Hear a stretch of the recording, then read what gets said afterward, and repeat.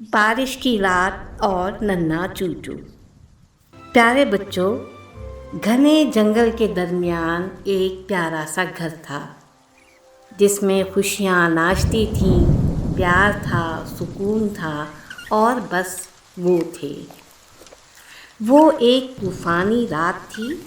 ماما چو اور پاپا چو نے بچوں کے ساتھ گرم گرم کھانا کھایا۔ باہر رم جھم بارش برس رہی تھی، اندر وہ خوشی خوشی کھانا کھا رہے تھے۔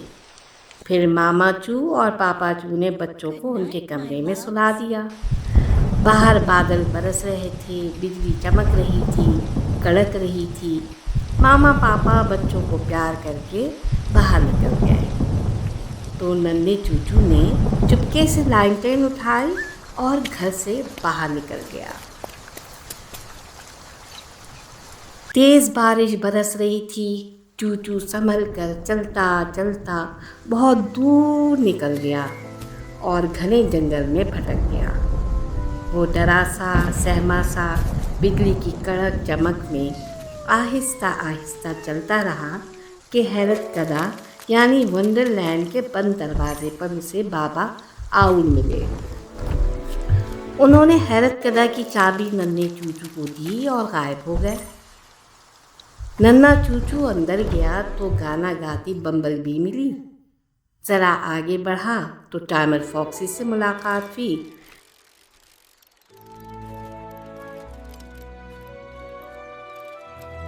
ذرا اور آگے گیا تو ڈڈو بینڈ نے اپنی محفل سجائی ہوئی تھی، وہ گا رہے تھے بہت ہی پیارا گانا۔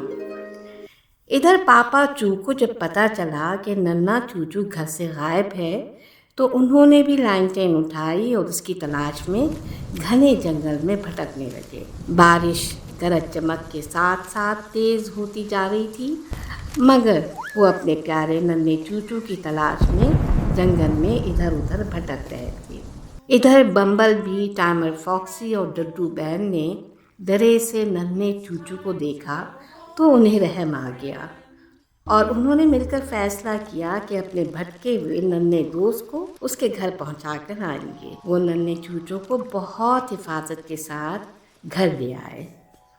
دستک پر دروازہ کھلا تو ماما چو اور پاپا چو اپنے کھوئے ہوئے چوچو کو دیکھ کر کھل اٹھے اور بڑھ کر اسے گلے سے لگا دیا۔ پیارے بچوں، اس کے بعد ننھا چوچو یوں اندھیری بارش برستی رات میں کبھی لانٹین لے کر باہر نہیں نکلا۔ بس اس کے لیے یہی سبق کافی تھا کہ بڑوں کا کہنا ماننے والے بچے ہمیشہ محفوظ رہتے ہیں۔